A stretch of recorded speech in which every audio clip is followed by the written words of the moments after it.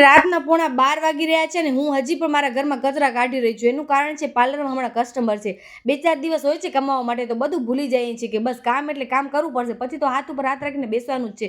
પાછી સવારે 7-7:30 વાગે ઉઠી કરી નાહી ધોઈ અને મિરરની સામે અત્યારે પણ ક્લાયન્ટ હતા, જેમ કે હેરસ્ટાઈલ ને એવું બધું.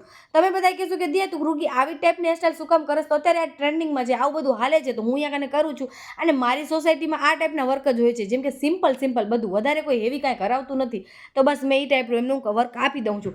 અને આ હેર તમે જોયા હતા ને કેટલા ખરાબ હતા, ને મેં એમને આ રિઝલ્ટ આપ્યો. એવું નથી કે ખાલી આઈનિંગ જ આવે, બીજું ઘણું બધું આવે, પણ બધું હું બતાવતી નથી.